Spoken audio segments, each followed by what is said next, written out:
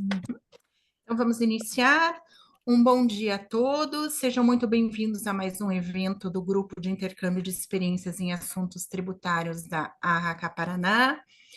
O tema de hoje é documentação de preços de transferência no Brasil. Para falar sobre o tema, convidamos o advogado e consultor tributário, sócio do escritório Miara Schwartz Tomaszewski Advogados, Tiago Tomaszewski. Durante a apresentação, fiquem à vontade para fazer suas perguntas através do ícone Q&A, que encontra-se no canto inferior, né, da tela do Zoom. Ao final da apresentação, serão respondidas as perguntas do evento. Nossos agradecimentos aos patrocinadores Masters da RACA Paraná 2024, Anderson Balão Advocacia, Robert Bosch, Grupo Servopa, Lapinha, Miara Schwartz. Nossos agradecimentos também para os patrocinadores do GIETRE, né, o nosso grupo de intercâmbio de assuntos tributários, Gaia Silva Gaed Advogados, Rapner Crotz Advogados e Chá Decor. Então, agora eu passo a palavra para o coordenador do GIETRE, Rafael Mantovani, que irá moderar o evento. Bom dia a todos, obrigado pela introdução, Marcelo. Bom dia, Thiago. Bom dia. Hoje a gente está reunido aqui para falar da documentação de preços de transferência no Brasil. Que inicialmente pedi escusa aqui aos participantes, né? A doutora Mariana teve uma urgência particular, não vai poder participar com a gente hoje pela manhã, mas o Thiago vai fazer as vezes dela aqui e vai apresentar todo o material ali que estava no nosso roteiro. Só fazendo uma breve introdução aqui aos preços de transferência, a gente teve um GIET já no ano passado sobre isso, com as mudanças da regra de preço de transferência, os contribuintes tiveram a opção de adotar as regras para 2023 e que terão a obrigação de adotar a partir de 2024. Nós tivemos algumas mudanças sensíveis em termos de sistemática.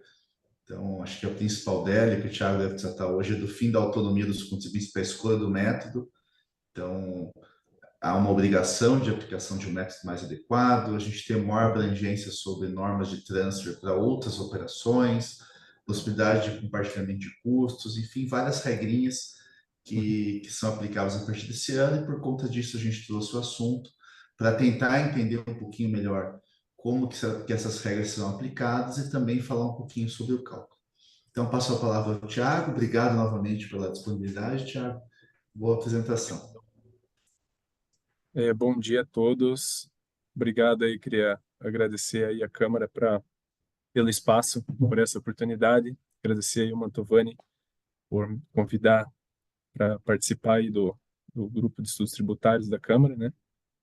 Eu quero falar um pouquinho, eu vou passar um pouquinho do conceito de preço de transferência. Eu não sei se todo mundo está na mesma página ou quer aprender um pouco, né, de conceito básico aqui, o que é o preço de transferência. Vou passar um pouquinho sobre as dificuldades que a gente teve e tem, né, com a norma antiga, e aí vou entrar um pouco na regra nova, num exemplo bem prático, assim, num conceito bem prático, para também todo mundo levar o conhecimento de todos de como que isso vai funcionar a partir do próximo ano, e também, né, já desse ano para quem fez a opção, né?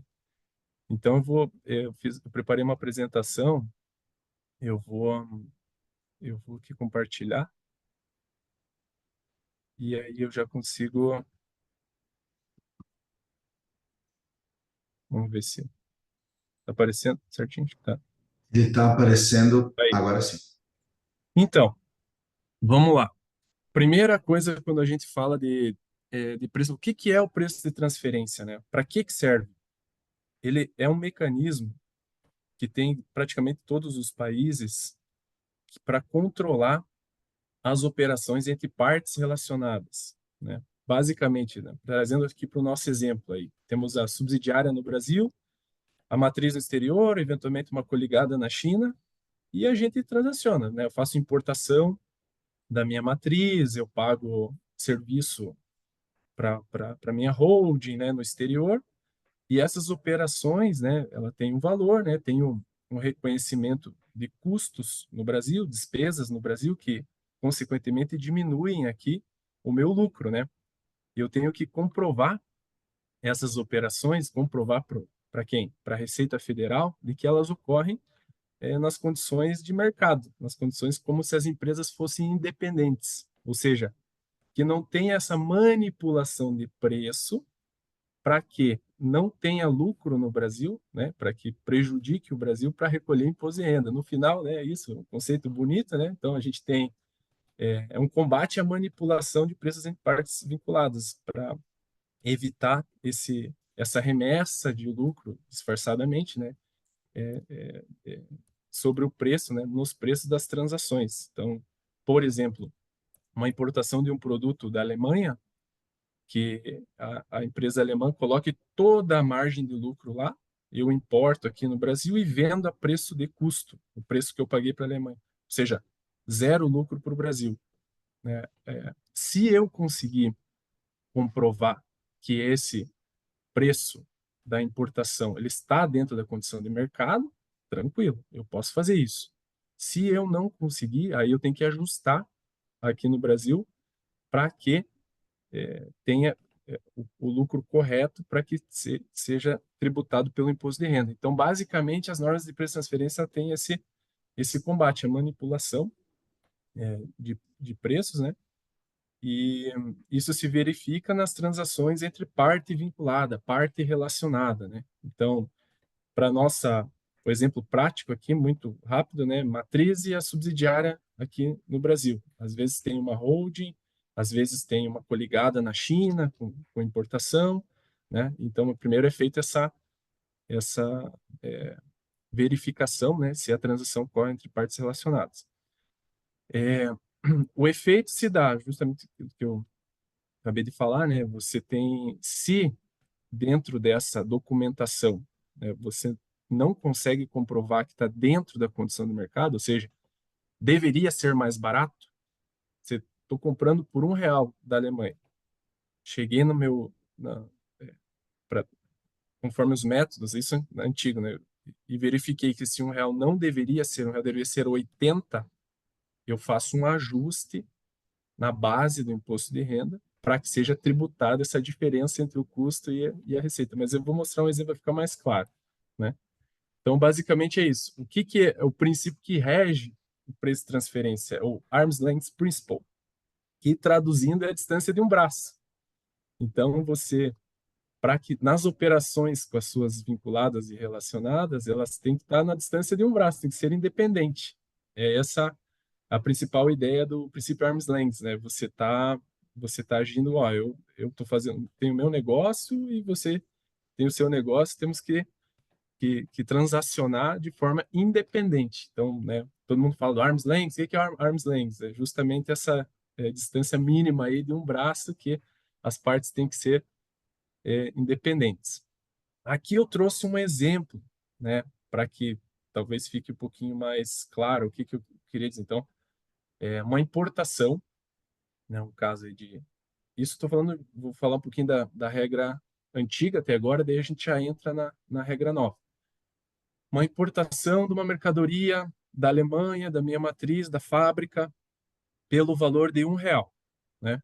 Então, importei, paguei os tributos na importação que não são recuperados, imposto de importação, né? Por exemplo, ali, frete seguro, 1,25. Coloquei no estoque, 1,25, né? Que margem que eu vou colocar aqui no Brasil? Para eu ser competitivo, 15% markup, né? Não é margem, é markup sobre o preço de custo. Chego no valor líquido de 1,44, né? Então, esse é o valor líquido, sem os tributos. Vamos pensar que a gente vende assim, né? 1,44. Importei por 1, estou vendendo a 1,44. Né? Importei por 1,25, desculpa. Eu tendo essa, vamos supor, eu tenho essa operação o ano inteiro. É só essa operação o ano inteiro, porque daí o preço de transferência ele fecha dentro do exercício fiscal. O que eu tenho que fazer?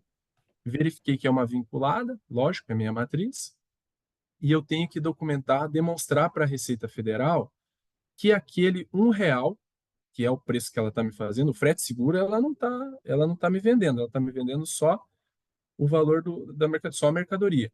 Eu tenho que documentar demonstrar para a Receita Federal que aquele R$ 1 que eu estou importando, ele está dentro do princípio arm's length, ele está dentro do valor de mercado. Como que eu faço isso? Né?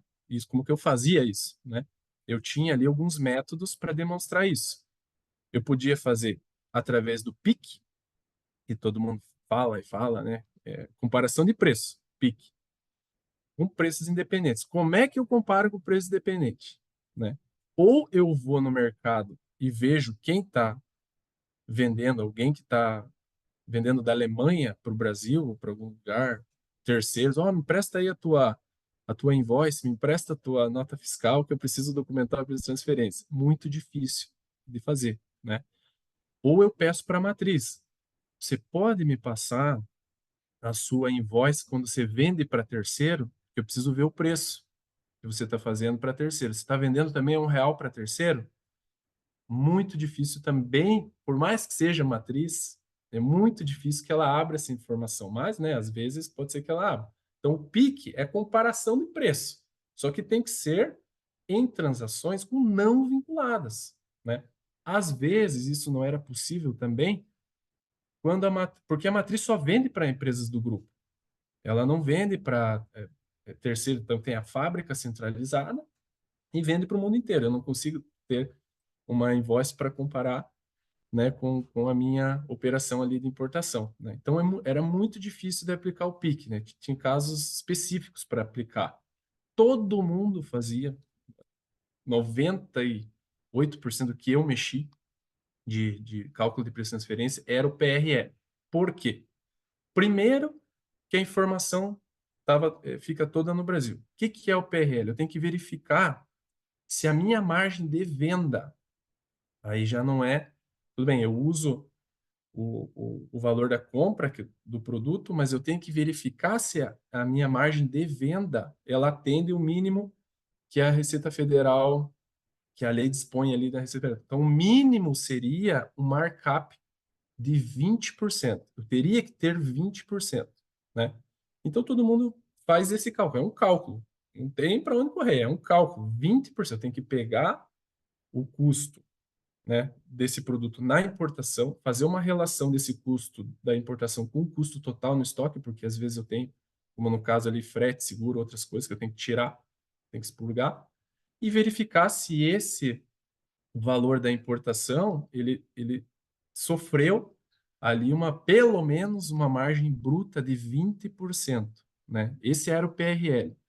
Conseguiria fazer na subsidiária, porque a informação estava toda comigo, né? Não preciso pedir para ninguém.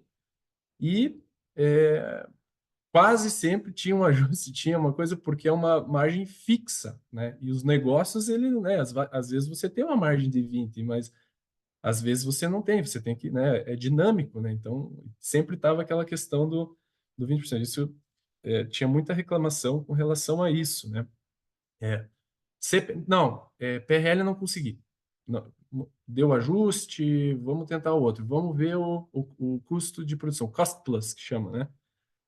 Matriz, neste caso aqui, você pode abrir para mim o teu custo, né? Imagine você pedindo, né, como subsidiária, para a matriz abrir o custo para eu ver, eu preciso ver aqui, preciso informar para a Receita Federal se você não está excedendo 20% de margem.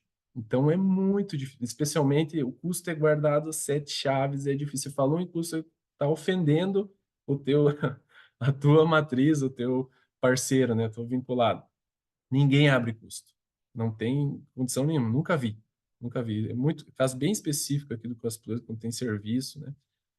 Então ficava muito restrito ao PRL. Então já ia direto, você calcula o PRL, se tiver um item que tem um ajuste, você vai para os outros, tenta ir para os outros métodos, né, de PIC, de CPL, né?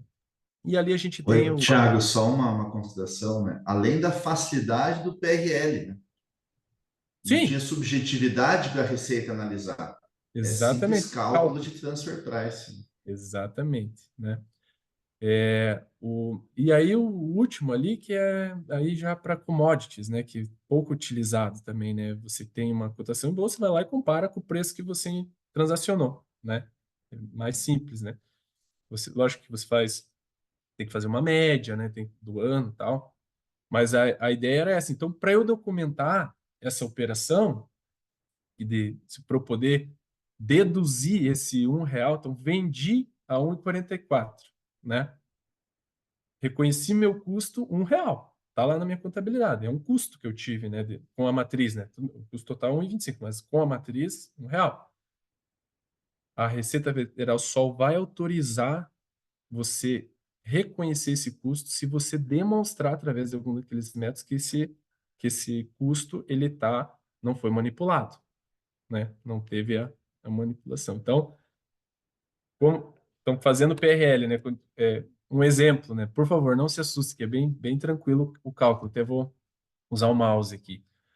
A gente pegava todos os itens, a média dos itens que você transacionou, começava pela venda desse item, né? Se tivesse fabricação, tem que fazer um pouquinho diferente. Você usa a informação da venda, mas daí tem que fazer proporcional àquele item importado dentro do produto fabricado. É uma formulazinha a mais, mas vamos pensar aqui como revenda pura, que é mais fácil de entender.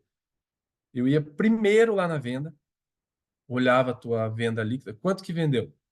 Tira os tributos da venda, 1,44. Qual que foi a média do custo no estoque? 1,25. Preço na importação, R$ 1. Por isso que tem essa participação, né? Tinha essa participação. Você tem que tirar ali dentro do custo do estoque a parte que é importada, porque essa que é sujeita a preço de transferência. O frete seguro é terceiro. Eu não tenho que documentar. Então, eu tirava 80% dessa participação, proporcionalizava na venda lá eu colocaria, né, fiz a participação, apliquei sobre a venda, cheguei no valor líquido de venda do produto importado e aplicava a margem de 20%, né? E depois tirava dentro desse do valor líquido de venda, tirava a margem de 20%, chegava no preço parâmetro. O que eu faço com o preço parâmetro? O preço parâmetro, que você chegou no cálculo, né? Você compara o praticado na importação. Quanto que foi praticado na importação? R$ 1, né? Quanto que eu cheguei do preço parâmetro? 92 centavos. O que eu tenho que fazer? Então, se o teu preço parâmetro for, né, maior, tem que ser maior ou igual ao preço, o preço que foi praticado na importação, para não ter ajuste. Se for menor, você tem que ajustar no valor, né? Tiago, mas então eu vou ter que mudar minha contabilidade, eu vou ter que baixar lá do custo. Não mexe na contabilidade. Não mexia. Depois agora com o novo eu vou ter uma novidade boa aí. Não mexia na contabilidade. Era um ajuste direto no valor. Eles só querem, não só querem, mas eu digo, o efeito, né, é tributário. Então você adiciona a parte do ajuste e tributa lá o 34%, né, do imposto, esse é o efeito do preço de transferência, né?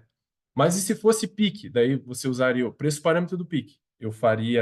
Nós faríamos a média de notas de comparáveis, né, de comparáveis com terceiro, chegava nesse preço parâmetro para poder comparar com o praticado na importação. Mesmo jeito ali, só que daí não é um cálculo, é uma média ali com invoices, coisas. Então, a lógica é essa, né? Eu tinha que passar por isso aqui para a gente começar a entender. Na exportação, eu acho que ficou claro, né? Vou passar. Ficou, Thiago, só para comentar, né, para não parecer que a Pode falar. questão é fiscalista e tal. De fato, ela é, né? A preocupação aqui não é com o ingresso de divisas ou com a permanência do dinheiro no Brasil. Mas Perfeito. para você mandar dinheiro para fora tem custo, e o custo é tributário. Então a Isso. preocupação da Receita com essa adição é de que caso haja um lucro que deveria ser tributado no Brasil numa operação normal, que ele fosse tributado via ajuste, né, via adição na apuração do imposto de renda, né, que são aqueles 8 centavos que você mostrou. Então, no fim das contas, é fiscalista, né, mas é no mundo inteiro. sim. O que os países estão preocupados é que, caso o lucro não fique de verdade no país que ele deveria, Sim. que pelo menos ele seja tributado no país no qual ele foi gerado, ou no qual ele deveria ser gerado. Uhum. Mas vocês viram, ó, também só para concluir essa parte da importação, olha a minha margem que eu estou usando, não é margem, isso é um markup, né? É um valor sobre o custo, né? Estou usando 15%, né? Ali. E olha o que que ele pede aqui, ele quer no mínimo 20%. Então, não precisava nem fazer o cálculo, né? Então, a gente já sabe que isso ia dar ajuste. Eu preciso de uma margem melhor. E outra coisa que acontecia também, né? Então eu vou ter uma margem melhor. Agora eu vou ter uma margem melhor. Nossa, conseguimos. O que que vai acontecer? Vai pagar imposto de renda.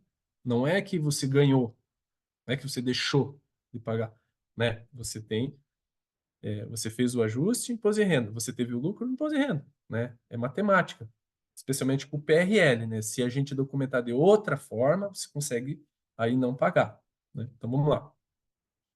Na exportação, vou passar rapidamente, mas é a mesma lógica lá da importação. Você tem as margens, tinha as margens pré-definidas e você tinha ali os comparáveis determinados pela lei, né? Só pode invoice da matriz com terceiro, só posso comparar terceiro com terceiro, né? Muito comum na exportação era o CAP que a gente fazia, né? Você tem que ter no mínimo 15% de markup, né? Então, produto que você vendeu para tua vinculada na Argentina, por exemplo, no mínimo 15%. Serviço, no mínimo 15%. Você fica mais tranquilo de não precisar fazer nenhum ajuste, né? Isso que a gente fazia. Mas então, mais ou menos um espelho da importação, né? Você tem regras ali, você tem as, as, as margens pré-determinadas, você tem os comparáveis ali que está determinado na lei e também tem de cotação em bolsa, né? Tinha, né? Mudança da lei. Então veio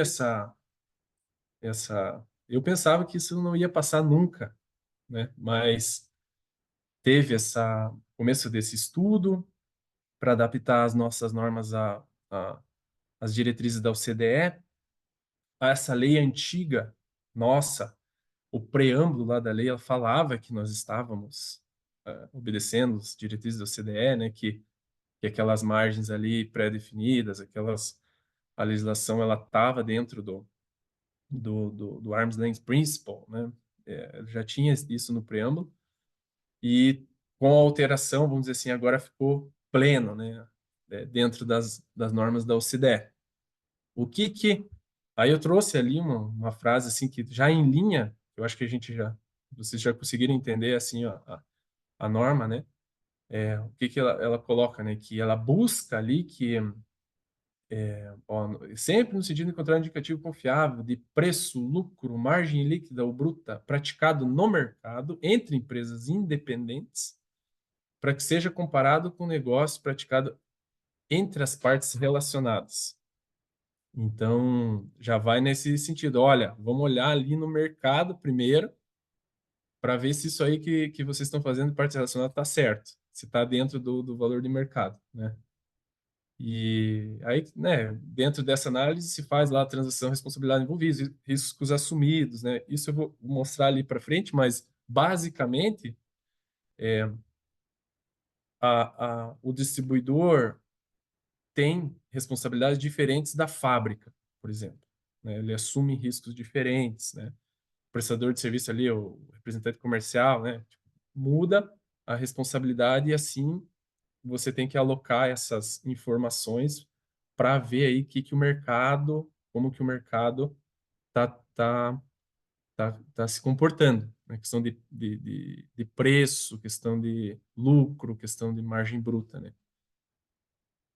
O que eu queria falar um pouco, eu não vou entrar muito no mérito disso aqui, mas para todo mundo saber, né? Que acho que todo mundo meio que já sabe isso. Entrou lá uma previsão dos serviços do intragrupos lá, aquele management fee, todo mundo quase tem isso daí nas empresas, né?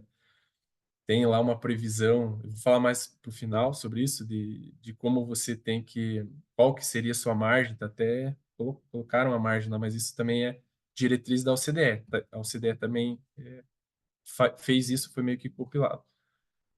Intangível entrou, não era antes. Como que era o pagamento de royalty, né? Sempre ele era sujeito a registro no INPI. Não sei se alguém já fez, né? Na Intellectual Property Institute, lá, né? No INPI. Você tem... você registrava e aí tinha lá um padrão de royalties para marca 1%, para não sei o quê, 5% também, padrão, né, do INPI. Agora isso abriu um pouco mais, né, para o OCDE. Então você já consegue, agora você tem que ver no mercado quanto que partes não independentes estão pagando de royalties de marca, quanto estão pagando de royalties de patente, para você documentar seu preço de transferência, né? Entrou a reestruturação societária, sempre tinha aquela dúvida se eu tinha que fazer uma avaliação, se eu estou para o Brasil, né? Se eu estou reorganizando o meu negócio no exterior, né? Tem o ganho de capital no exterior? Não tem, né?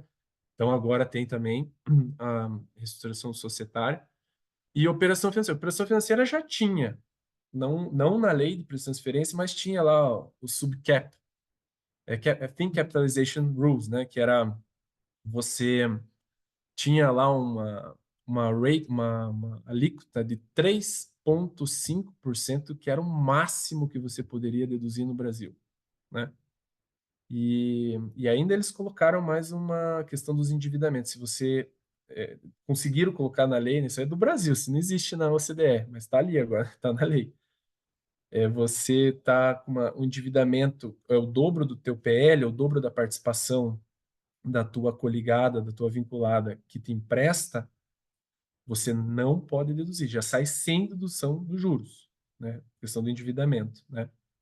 Mas não existe mais o spread que tinha antes, que era 3,5. Agora você pode já fazer de mercado, né? Então, já vou fazer o benchmarking para ver como que as empresas estão pagando aí, independentes dos juros, né? Eu tenho clientes ali que é 15%, 20% com a matriz, né? Então, eu já consigo documentar e não estava adicionando quase os juros inteiro. Então, acho que consegue agora documentar podendo deduzir, né? Eu vou passar, a gente pode entrar no mérito depois, assim, né? Mas o que eu vim fazer aqui é mostrar o que eu tenho que fazer com a regra nova. Então, a regra antiga todo mundo já sabe, né? E isso que eu vou tentar passar, né, essa questão de o que eu tenho que ir atrás, o que a gente tem que se preocupar aqui no Brasil, porque eu vejo que as matrizes de forma global, né, ou as coligadas, elas falam, não, agora é o CDE, tranquilo, eu vou fazer aqui, vou mandar aí para o Brasil, você entrega aí. Então tem algumas coisas que a gente tem que verificar, porque vocês conhecem muito bem a nossa Receita Federal. Tem armadilhas ali, tem coisas que a gente tem que adaptar para o Brasil. Então não tem jeito. Vamos lá. O que eu tenho que fazer agora com a nova regra para fazer a minha documentação de preço de transferência? Então tem esses 5 passos aí, né? Que primeiro identificar a operação. Você é tranquilo, todo mundo vai. O que é? Uma importação? É uma prestação de serviço? É um pagamento de royalties? É um pagamento de juros? Primeiro, identificar essa operação. E depois, entender qual que é o papel da empresa aqui no Brasil, né? Estou falando aqui, né? Lógico que a análise ela vai ser feita global, vai ter o estudo, o que a matriz faz, né? Mas vamos pensar do nosso lado aqui, o que a gente tem que fazer para documentar aqui. O que eu sou aqui? Eu sou só um distribuidor, só revenda? É isso? Qual que é a minha atividade? Então, é revenda de máquinas, é isso? Né? Quantos empregados eu tenho aqui? Qual que é a participação da minha coligada que está me mandando o produto ou está me prestando serviço, né? Eu tenho que entender direitinho qual que é o meu papel dentro do supply chain, dentro da cadeia, né? Feito isso, ó, é uma importação. Vamos lá, vamos puxar o mesmo exemplo lá para a gente já construir o raciocínio, né? É uma importação, ó, da matriz, né? Quase 100%. Aí eu vou verificar qual que é a comparabilidade. Eu tenho condição de comparar, por exemplo, preço, pique. Consigo fazer ali na mesma linha da regra antiga. Eu tenho condição de verificar preço com terceiros, a matriz vende para mim, o terceiro já é o mesmo preço, eu já consigo comparar isso, né? Então, internamente, então primeiro eu vou ver a comparabilidade interna. Consigo fazer isso? Não consigo, né? Eu acho que não vai conseguir também. Não, eu não consigo fazer isso. Aí eu já tenho que ir para comparabilidades externas. Mas o que que é isso? Como é que eu faço isso? Aqui no Brasil nunca ninguém fez isso, né? A comparabilidade interna é um benchmark, né? O que que é o benchmark? É ir no mercado, ver como que as pessoas independentes estão fazendo, quanto que elas estão cobrando, quanto que ela está tendo de margem, né? Como que faz isso, né? Então, dentro da... Agora, também quero comentar um pouquinho antes de entrar na comparabilidade. Vejam aqui, ó, que mudou. O pique permaneceu, né? Então, a gente está acostumado, o que que é, né? Que é comparar o preço. O PRL, ele se mantém, só que agora não tem margem pré-definida, né? Eu posso ir no mercado ver como que é o gross margin do pessoal, o que que o pessoal tá falando, margem bruta, desculpe, a margem bruta de empresas similares ali, né, comparáveis, eu posso comparar, né? O Cost Plus todo mundo também já conhece, tinha na regra antiga.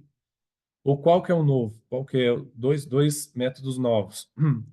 Desculpa, esse método de TNMM, né?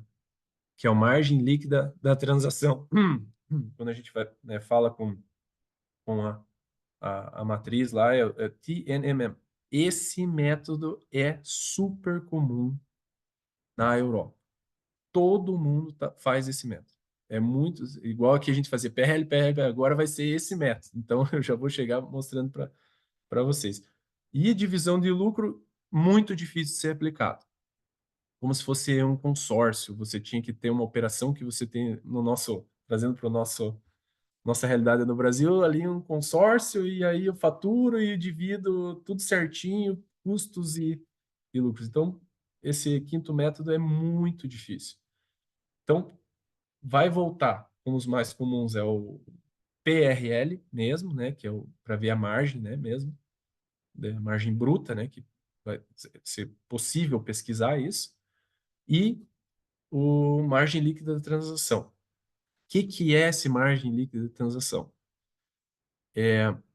Basicamente, é a relação entre o EBIT da empresa, a margem líquida mesmo, né, e as vendas líquidas, né?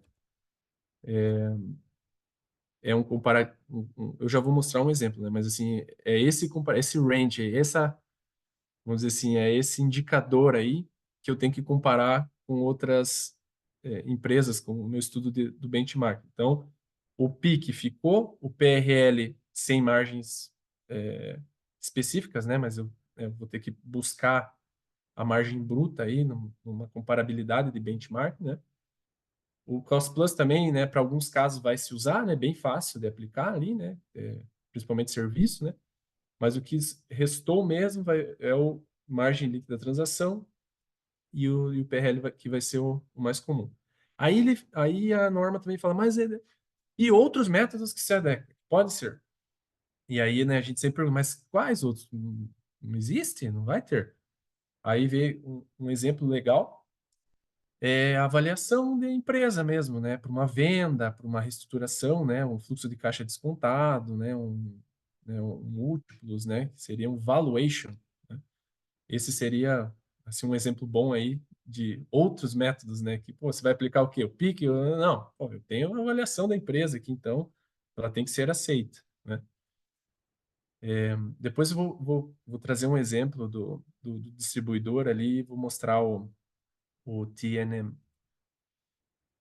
Esse ponto é muito importante, que tá todo mundo pensando que essa documentação tem que ser entregue até o final do ano, né, do ano que vem. Eu tenho clientes que fizeram a opção em 23, né? E tá todo mundo falando, não, mas a documentação eu vou entregar só no final do ano. Tá ali o deadline o prazo final para entregar a documentação de 23 é final do ano. Agora, e o prazo para entregar de 24 é final do ano de 25, certo? O grande problema é que, se não tiver ajuste, tudo bem. Agora, se você tem um ajuste, você já imaginou você chegar lá em dezembro do ano que vem, e falar assim, ó, tem 1 milhão de ajuste.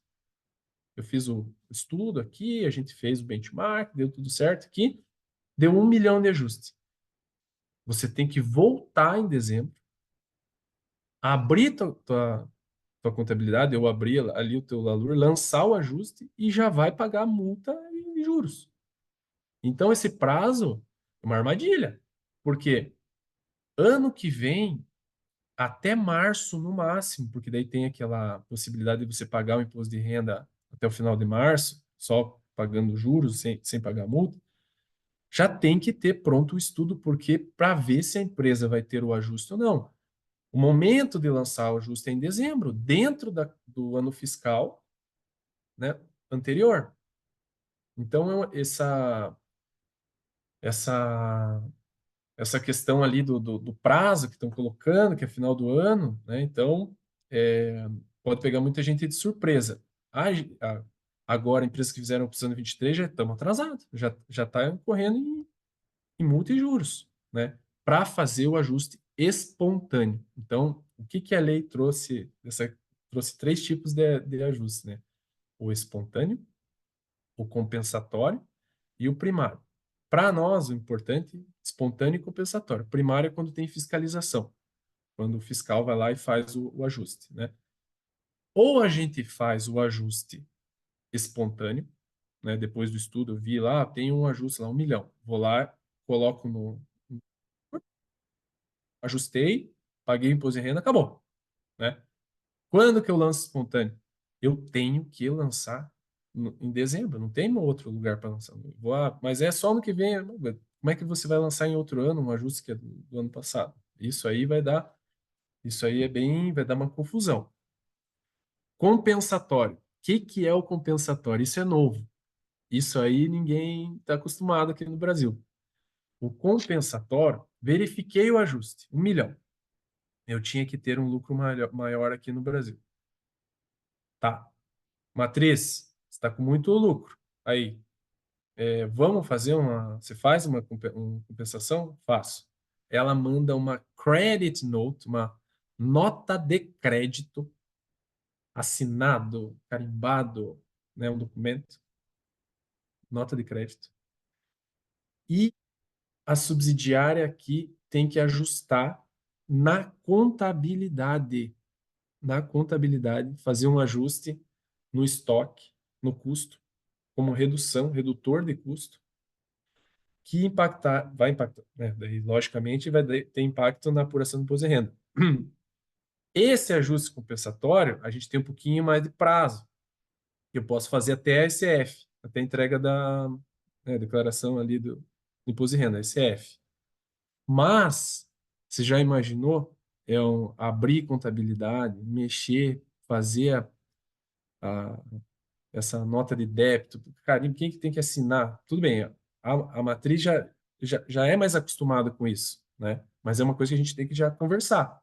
Vai ter ajuste compensatório, não vai ter? E aí vai ficar essa confusão, né? Já vão pensando no planejamento, né? Você vai informar que é compensatório, daí não vai ajustar na contabilidade, vai ficar naquele risco, já vai ter que defender, né? Ou vai ter que judicializar, né? Mantovani já começa a primeira briga aqui, né? Então, esses ajustes aí, o compensatório é bem novo para a gente, né? É bem normal, né, dentro da Europa, mas é bem novo para a gente. E o primário, né, se tiver fiscalização, eles também vão ajustar no ano que for correspondente. Ó, isso que eu queria falar, né? E também a entrega da declaração. Tem um limite ali. Se você transacionou até 15 milhões de reais, transacionou, não é faturamento, tá? Tipo, fiz lá, paguei juros para fora, mais que 15, ou importei, ou paguei serviço. Você não precisa apresentar a documentação. Mas não quer dizer que você tem que. Não, não vou respeitar mais o arm's length, não é mais independente. Você tem que fazer, você tem que ter o estudo. Regra está aí para ser cumprida, né? A gente não sabe né, se tiver uma fiscalização, tudo bem, você não está obrigado a entregar a documentação, que é protocolar lá a declaração. A documentação mudou muito. Você tem que, é tipo um relatório em PDF. Um relatório PDF falando, minha margem é essa aqui, eu estou fazendo esse ajuste por causa disso. E protocola no e-processos da Receita, né? É uma coisa bem aberta, né? Então, você não precisa fazer o arquivo, o master file, não precisa fazer o local file, mas você tem que estar transacionando a preço de mercado, como independente fosse, né? Entre 15 e 500, eu acho que a maioria E fazer os ajustes se necessários, né? fazer A os questão é ajustes. que eu tenho que guardar a documentação para eventual fiscalização. Eventual, Eu tipo, só não preciso entregar ela espontaneamente para a uma Receita antes da interpretação, fiscalização. eu Isso. estou colocando uma interpretação minha. Lógico que isso pode ser explicado melhor, mas não tem a previsão ali de entrega da documentação. Mas assim, a lei vem para que se você tem uma transação entre partes relacionadas, você tem que cumprir com a nova lei. Então você tem que ter o benchmark, você tem que ter um estudo de comparabilidade, né? Entre 15 milhões e 500 milhões. Acho que essa é mais a realidade aí das empresas que a gente que está também aqui presente, né? Tem que entregar o master file. Isso aí vem da matriz. Então você fala, quem que eu posso falar aí? Como é que tá o master file? Eu preciso pedir isso aí, preciso do master file. Me manda. Pode ser em inglês, tá? E o local file, mas assim, mais simplificado, né? Já vou mostrar ali. Basicamente, você não precisa juntar o balanço, você explica o ajuste, explica o método, é um pouco mais simplificado, mas pasmem, é um Word que você, é uma petição, Mantovani, como uma petição, né? Explicando, né? Um relatório, um report mesmo, né? Coisa bem. Quero ver quem vai ler, mas tá bom. Acima de 500 milhões de reais. Aí é a informação completa, né? Daí de transação, né? 500 milhões de reais de transação. Queria mostrar a diferença, ó. Informação completa. Basicamente, o que tem que ter lá no relatório. Isso aí vem, eu tirei da IN da lei, né? Para vocês verem ali o que é. Você tem que mostrar lá o organograma, você vai descrever o negócio, você vai falar o que você tem de intangível no grupo, que é atividade, né? Se você fez algum acordo no exterior lá já, de rulings, né? E trazer as demonstrações consolidadas. Olha o tamanho do. Mas provavelmente quase todos os grupos já têm isso, né? Porque todo mundo apresenta, né? Então, o master file. No local file completo, você também vai fazer a mesma coisa que você está transacionando parte relacionada, as informações da transação, né? E a tua demonstração financeira. Eu coloquei essa declaração country by country, aí, país a país. Quem está enquadrado nisso está dentro de um grupo que faturou ali 2,2 bi. Também tem essa declaração país a país, mas isso é lá na ECF. É um bloco da ECF que você abre e coloca as informações, né? Então tem que ver se você está inserido nesse grupo aí de faturamento de 750 mil euros ou 2,2 bi ali, né? Então, isso é mais só de título de informação. Essa é a informação completa. Informação simplificada, o master file é completo, né? Então, para as empresas aqui, nossas aqui, né? Você tem que fazer, né? Demonstrar as informações que você transacionou, você colocar que método que você utilizou, e explicar, ó, fiz um ajuste espontâneo aqui, olha, né, era para ser 2, no meu cálculo deu 3, eu fiz o ajuste e documenta dessa forma, né? É um pouco mais simples o relatório que você tem que fazer no Lookfile aí para entre 15 e 500. Daí a declaração país a país também, tá obrigado, só que tem que estar dentro dessa condição ali, abre, né, um bloco lá na SF. Isso aqui que eu acabei de falar, né, a questão da obrigatoriedade. Isso que está escrito na lei, ó, entrega da documentação até dezembro, né, entrega em 25 até outubro, mas e se tiver ajuste? Você já tem que fazer lá em dezembro. Tem que estar em janeiro com isso pronto. Você vê? Você entendeu? É, é uma correria, vai ser um desafio, né? Aí tem a questão, sempre a gente coloca isso, né, das multas, ó, se tiver atraso, 0,2%, 3% máximo, né, entre 20 e 5 milhões, então tem que tomar cuidado com o atraso de submeter a documentação, e porque tem uma multa alta, bem alta a multa, né? E falta de apresentação ou falta de informação, é bem alta a multa, né? Então tem que fazer, né? Quer E falar, esta Matheus? aqui é uma das multas que preocupa muito, Thiago, porque elas não envolvem necessariamente, aliás, não envolve absolutamente o dano à receita por conta do Pois é, ajuste. Então, não exatamente. importa se eu deveria ter pago 500 mil a mais de imposto de renda ou não, porque eu fiz ou não fiz o ajuste. Essas multas, elas são sobre a receita bruta do contribuinte. Pois é. Então, se eu tenho um ajuste mínimo, mas a minha receita é muito grande, eu vou ter valores altíssimos de multa. Uhum. Sempre temos, obviamente, a possibilidade de brigar por essas multas, mas os Sim, contribuintes, neste momento, não têm tido sorte no afastamento dessas multas por sim. atraso, né, ou falta de entrega de obrigação acessória. Ainda que a base de Imagina. cálculo não seja razoável. Mas, então a gente tem que ficar muito atento para a entrega de fato das obrigações quando for É, o caso, ainda que não tenha ajuste, porque não é o im- montante do ajuste que vai ser a base de cálculo. importa. Veja, outra coisa, né? Observação. Tem ali multa falando do arquivo global, que incide sobre a receita do grupo global, já imaginou? Imagine. Isso. Essa aqui ela já nasce meio com problemas, né? Eu tenho Sim, uma sim. base internacional aí Para para a base de assustar. cálculo de Pois é, multa, pois é. mas assim, é melhor não ter a multa do que ter que brigar pela Sim, inconstitucionalidade ou falta de exatamente. razoabilidade da multa. Mas eu coloco aqui para o pessoal ver que, ó, eles vão cobrar e, né, tem que ir atrás. Aí, para chegar aí uma conclusão, para a gente ir para o fim aí, naquele mesmo, né, tô trazendo mesmo o desenho, mas para o que que a gente faria naquele caso lá de R$ 1 lá tal, para um distribuidor, né? Vamos fazer compra para revenda, né? Os métodos seriam o PRL mesmo e o TNMM, né? Que é o de margem líquida da transação. O que que a gente tem que fazer? O que que normalmente o consultor faz, ou dentro das empresas mesmo, faz? Esse tal do benchmark, essa pesquisa de condições similares, de comparáveis, né?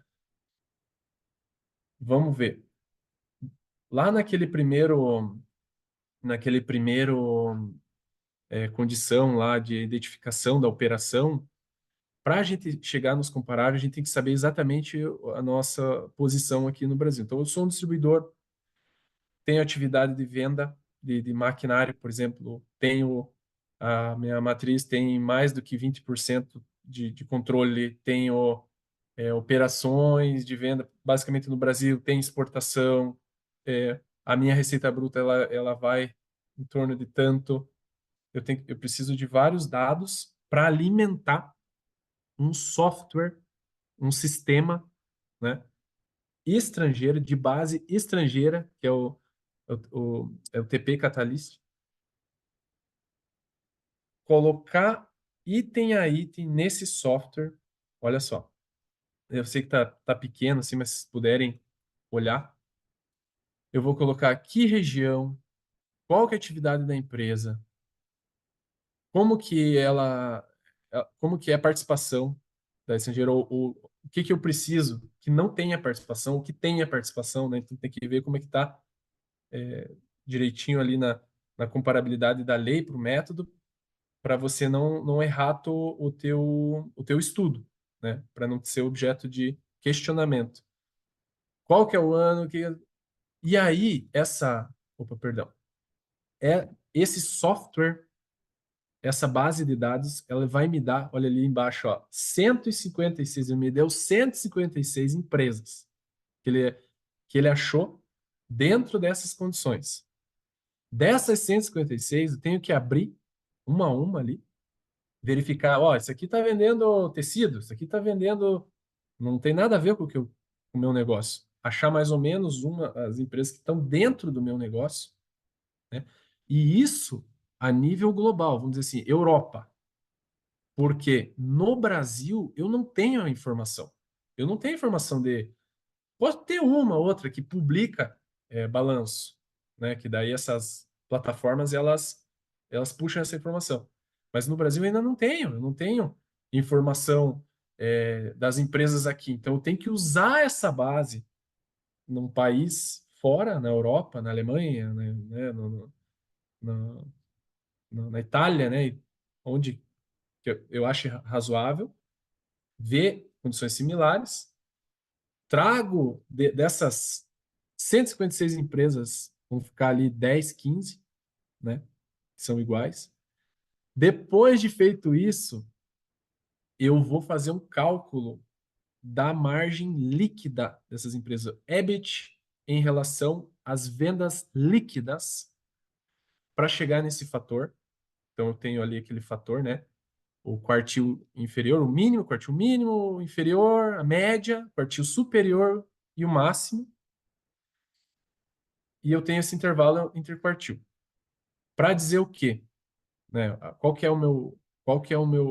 conclusão desse estudo? Eu vou falar assim, olha, eu aqui no Brasil sou um distribuidor e eu tenho vamos dizer assim, meu rate ali, a minha relação do EBIT, meu EBIT em relação às vendas líquidas, eu tenho aqui 3,1% aqui no Brasil.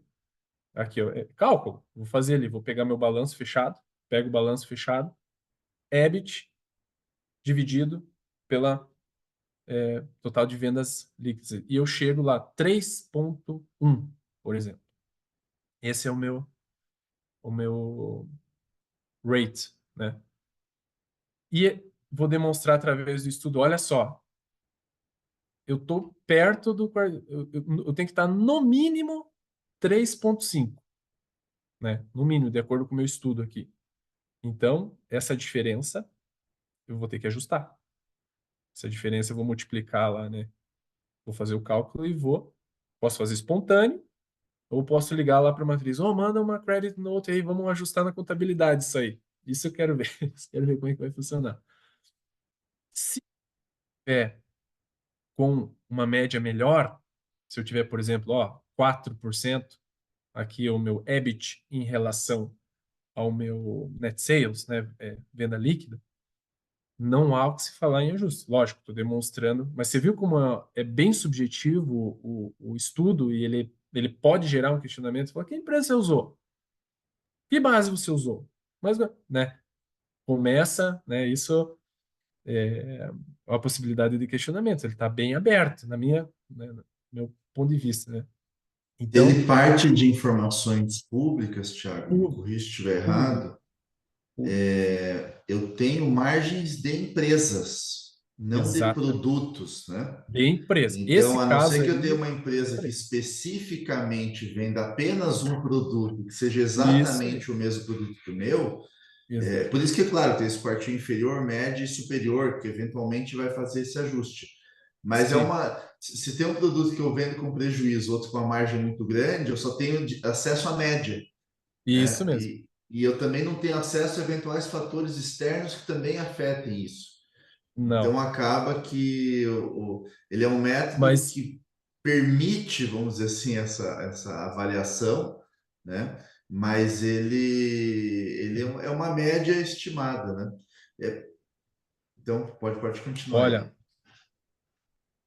e eu vou te falar que esse vai ser o método, Mantovani. Todo mundo Mas vai ele é usar esse método. subjetivo. A Receita vai querer entender se ela vai Super. concordar ou não Vai. com a atividade que eu Vai. escolhi, com a empresa que eu escolhi, é algo que a gente vai ter que estar sujeito a esclarecimento. Vai. Vai. Então, e outra coisa, tem no Brasil plataforma para fazer essa comparabilidade? Não tem. Não tem. Tem que usar do exterior, tá? Vai ter, olha, o projeto é de que a Receita utilize lá, olha, a Receita tem tudo, né? A Receita tem o SPED, tem- a Receita é só apertar um botão. Mas assim, a Receita não pode usar. Ela não pode vir aqui comparar. Olha aqui, eu tenho o SPED aqui de todo mundo. Não pode usar base secreta. Não pode usar uma base secreta. Também isso é o princípio da CDE. Tem que estar público, tem que estar aberto para comparar. Então, muito provavelmente que seja desenvolvida essa plataforma para a gente ver, né, para a gente comparar, para a gente colocar, né? Então, veja assim, ó, que você vai ficar torcendo agora, ó, eu tenho que cumprir com o artigo, pelo menos com o artigo inferior. Se a minha empresa atingir o EBIT de 3,5, não tem ajuste. Então você vai ficar nessa torcida aí, né? Ah, fui para 4, beleza. Ah, fui para 20. Putz, talvez a tua matriz vai reclamar lá. Ó, você tá com muito lucro aí. Passa para nós aí um pouco aí, porque daí o meu TP aqui, meu preço de transferência aqui vai dar impacto. Então vai ter essa análise, né? Outra coisa, recebi lá o estudo da matriz. Agora todo mundo vai ter que fazer isso. Cadê meu estudo? Cadê o estudo? Quero ver o do Brasil, né? Ah, esse aqui é o do Brasil. Recebi. O que que você comparou? Ah, comparei aí Colômbia, Bolívia, não sei o quê, pouco aqui da Itália. Peguei tudo, tá? Para adaptar, ou seja, não, peguei só a Alemanha. Fiz só a Alemanha aqui, ó, o quartil inferior 3,5, o superior, não, a Alemanha deu 1% o quartil inferior, deu menos. Para adaptar para o Brasil, tá lá, isso está lá na lei, está lá na IN. Você tem que fazer o cálculo do risco país, né? Então é um cálculo daí que você faz ali de, de se multiplica ali o volume de transação, mais o capital empregado, tal, chega a 1%, um e pouco por cento a mais. Você tem que adicionar esse risco país. Eu achava que teria que reduzir antes, né? Falar, ué, mas não é um risco, eu tenho que ser benéfico, né? Eu não consigo lucrar se eu tenho esse risco. E justamente é o contrário. Então, por exemplo, nesse estudo que eu fiz com a Europa, 3,5, você tem lá. Ah, eu tenho 3,5, Thiago. Agora então não tem ajuste. Opa, peraí, eu tenho que calcular o risco país. Colocando esse risco país mais 1%, opa, tem ajuste. Então, você tem que tomar cuidado, tem que adaptar o estudo que vem da matriz com cuidar com o risco país, dependendo do que ela utilizou, né? Então a gente tem que ver, né, o que foi utilizado. Então, aparece tudo, é um relatório em Word, em PDF. Você vai ler, vocês vão ter, todo mundo vai ter condição de ver. Ó, tô comparando com Colômbia, você já fala, meu Deus do céu, será que tá certo? Sabe? Então, dá para a gente adaptar a documentação, né? Para questão do ajuste.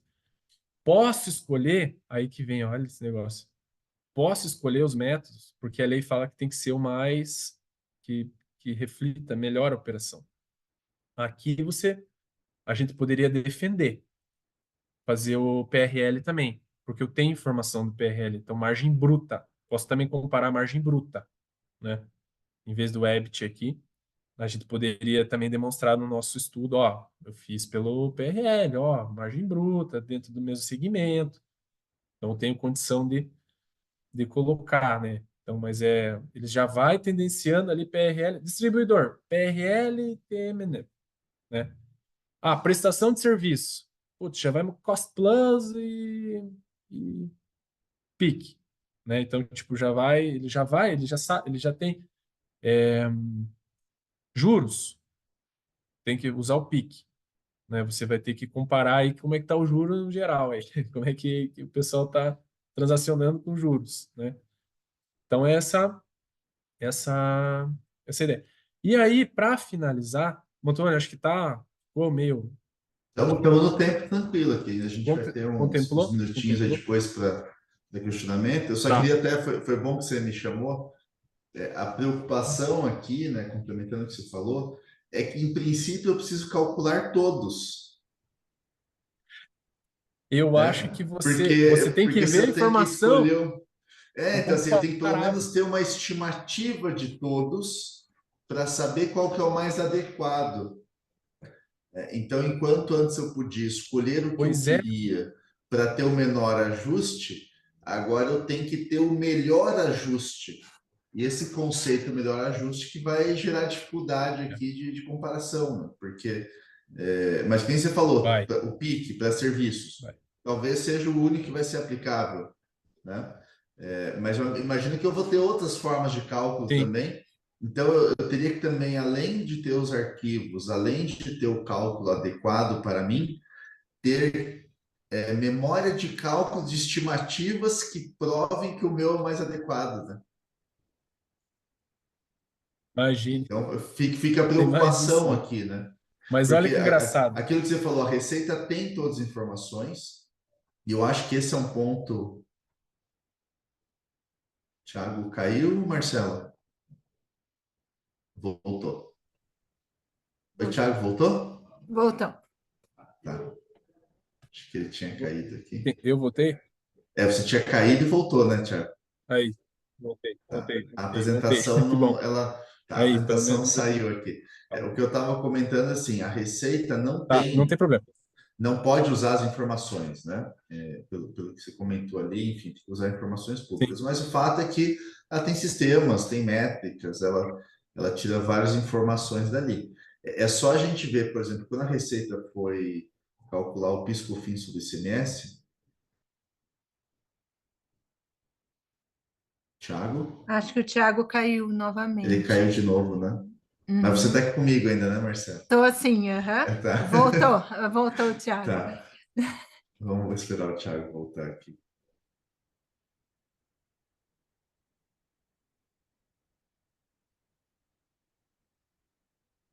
Oi, Thiago, nos escuta? Oi. Não, tá muito baixa a minha conexão. Só um pouquinho, deixa eu.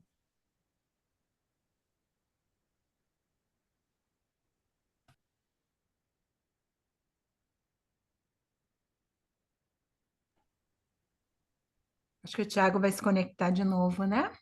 Só aguardar um Vai. Deve momentinho. trocar o sinal.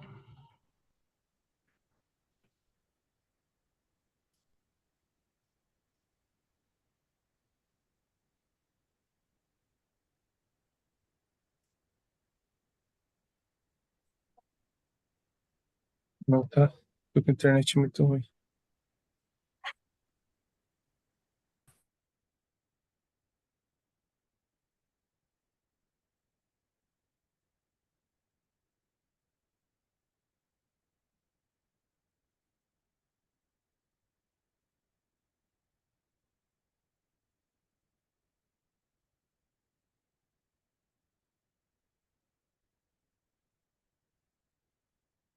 Você voltou, mas está sem microfone, Thiago. Está inativo ali.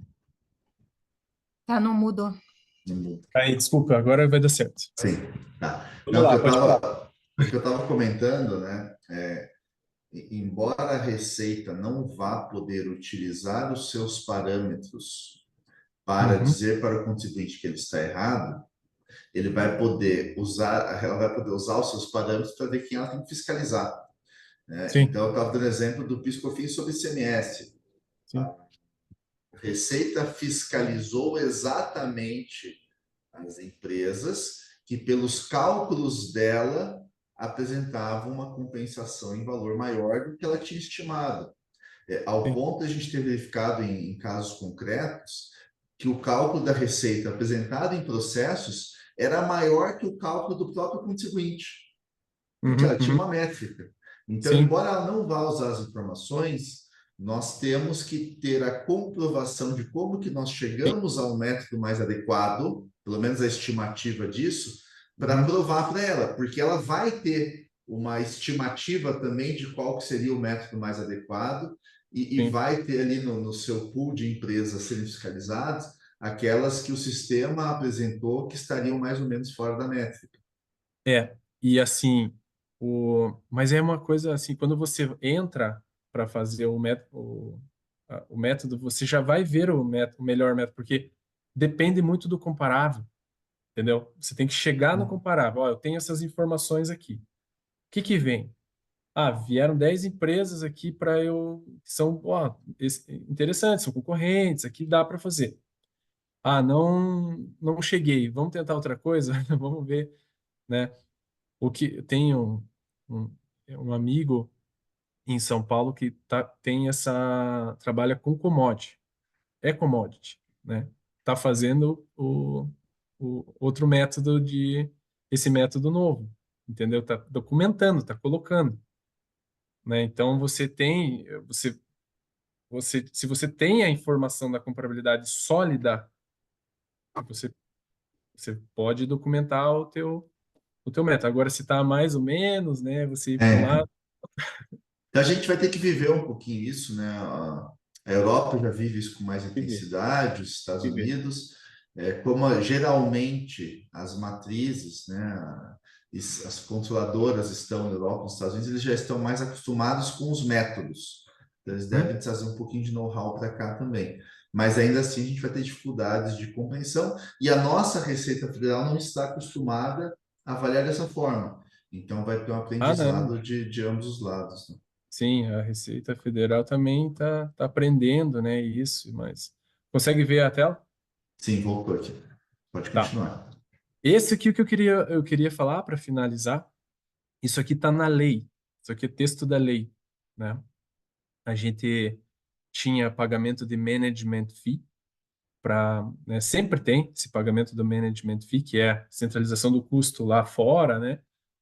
E aqui agora ele fala, já era feito dessa forma, né? A matriz lá mandava com 5% de margem bruta ali, né? Cost plus, né? Ela fazia. Mas aqui agora formalizou na lei que se o Brasil também fizer, tem que cobrar no mínimo 5% sobre o custo, né? Esse custo aí, esse reembolso aí do custo, né? Do exterior para cá também, no máximo, não, do exterior para cá, no máximo, né? No máximo. Se cobrou mais, não vai ser dedutível, né? Aqui. E olha só, daí uns exemplos, olha o exemplo do serviço de baixo valor agregado, ó, não fiquem tristes aí. Ó, serviço contabilidade, mas jurídico está ali também.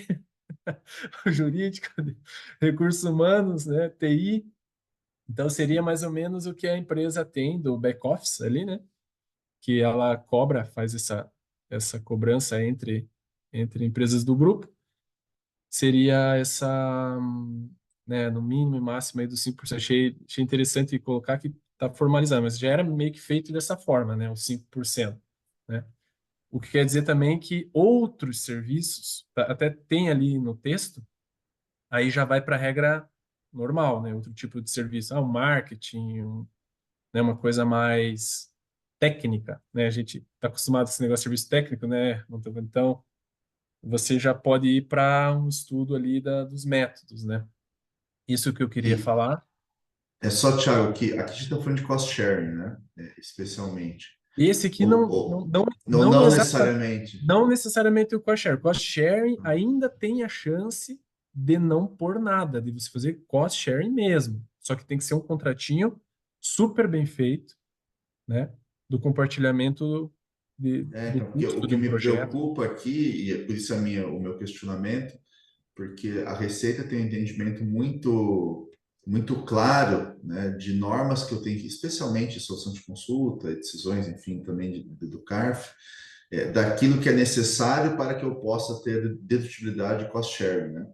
e também uhum. não ter problema nesses pagamentos para o exterior. Aqui, em princípio, a gente não está entrando nisso, então são Não está entrando serviços nisso. mesmo Tá? cobrados do exterior e eu tenho que a O colocar 5% de margem. O o problema é que eu cost vou ter que sharing, demonstrar qual que foi o custo lá, né? Então, exato.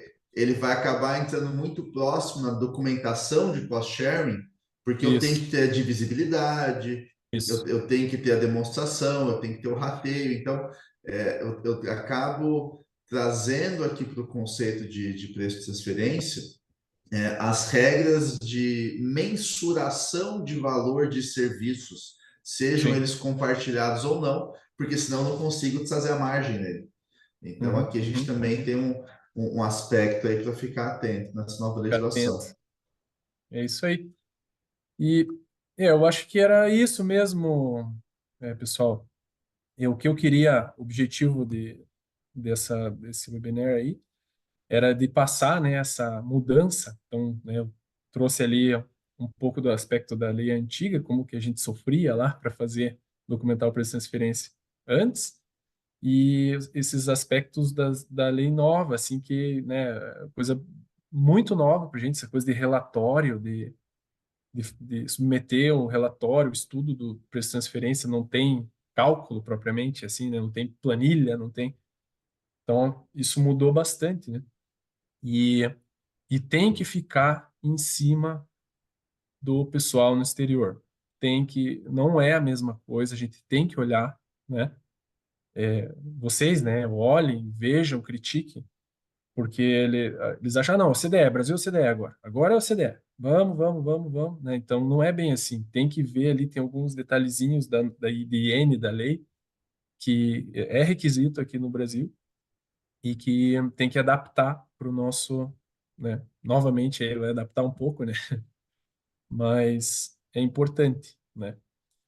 E para finalizar, né, tipo, a gente fez opção de alguns clientes aí para 23, estava dando um ajuste maior, um pouco do PRL que a gente usava, tal. E agora foi feito o TMN ali e também não deu muita diferença, entendeu? Então isso também vocês têm que ficar esperto, tem ajuste. Vem o ajuste. Então não é agora o CDE, agora não tem ajuste, né? Não tem ajuste, o CDE, vão para frente. Peguem o relatório, peçam o estudo, tentem já encomendar. Normalmente é coordenado já de fora, né? Já faz o estudo global, o master file, e daí ele já vai fazendo para as filiais, né? E se não tiver, né, a gente tem a condição aí de ajudar, de fazer, de mostrar, né, essa parte do estudo de comparabilidade.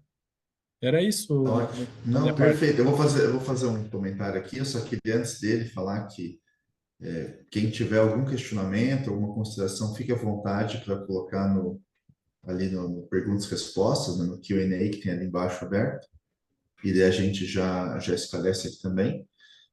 Queria também agradecer a disponibilidade, Thiago, para apresentar o tema. Bastante claros aqui os conceitos trazidos, né, mas fica claro também alguma complexidade que a gente vai ter a Sim. partir de agora nesses cálculos. Muita coisa para aprender, né? Então, eu tenho um amigo meu, contador, que ele comentava que o contador, né, e acho que isso vale para advogado, tributarista também, a gente tem às vezes um mês, nesse caso um ano e pouquinho, para aprender a nova norma, interpretar, e a Receita tem pelo menos 5 anos, né? Aham, pois Então é. a Exatamente. gente deve ter ao longo do tempo aí, acho que dúvidas que estarão esclarecidas, né? Mas o meu comentário, na verdade, dois comentários que eu ia fazer. Então, primeiro, a gente tem percebido um movimento, ainda que um pouco lento, mas um movimento mais colaborativo da Receita Federal, Uhum. e eu acredito que ele vem num, num cenário, né, que vai ajudar aqui. Então, a gente tem observado aqui numa série de clientes, especialmente as empresas maiores, que a Receita tem apontado divergências, sugerido alterações, retificações, Aham. questionado coisas sem abrir fiscalização, justamente para permitir que a gente tenha essa possibilidade de fazer esses ajustes, né, e entender. Sim. Por vezes disponibiliza Ao fazer isso, disponibiliza ainda espontaneidade para o contribuinte para fazer eventual ajuste no espontâneo. Uhum. Receita também para hipóteses específicas, não estou achando que será esta aqui, mas eventualmente será, caso se identifique alguma divergência de critério muito grande. Tem aberto transações específicas, né, quando ela entende que houve de forma massiva, né, algum erro por parte do contribuinte. É claro que a gente tem que também estar atento à interpretação, se de fato é um erro, se de fato é uma interpretação da norma passível de discussão e ter uma interpretação melhor, mas eu acredito que a gente está no momento bom para isso acontecer. E o segundo comentário é que isso, tanto o transfer quanto o que está vindo de reforma tributária, e a gente tem falado muito sobre reforma aqui no GET, embora não esteja trazendo a tranquilidade que a gente gostaria, a reforma, tem muita coisa para debater, tem muita crítica, tem muito assunto ainda para amadurecer, mas o fato é que aos olhos da Europa, especialmente quando a gente está pensando aqui na Câmara Alemã, da onde vem a maior parte dos nossos associados, está trazendo um pouco mais de transparência, né, e previsibilidade para o país. Né? Então, as normas agora de transfers não são as mesmas, mas são parecidas. Né? Em vez de a gente ter a gente vai continuar tendo um sistema tributário bastante complexo.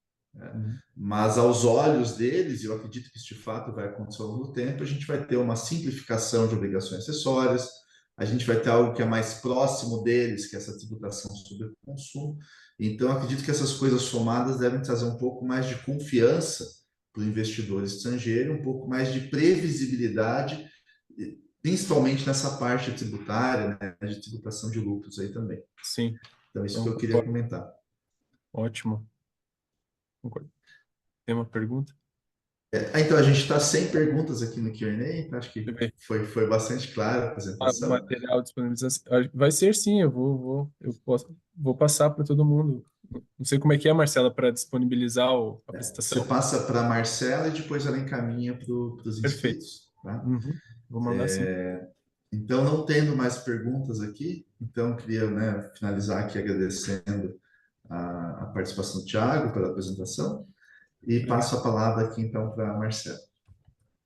Obrigado. Então, nós agradecemos a todos, principalmente ao Thiago, né, pela disponibilidade, pelo Mantovani, pela moderação do evento. Mais uma vez, nós agradecemos também os nossos patrocinadores Masters de 2024, que são a Anderson Balão Advocacia, a Robert Bosch, o Grupo Servopa, a Lapinha, a Miara Schwartz Tomaszewski Advogados. E também os patrocinadores do nosso grupo de tributário, né, o GIETRE, Gaia Silva Gaed Advogados, Rapner Crotz Advogados e Chadecor. Então, mais uma vez, muito obrigada a todos. Esperamos nos encontrar num próximo evento da Câmara. Obrigada a todos. Obrigado. Tchau, tchau. Tchau.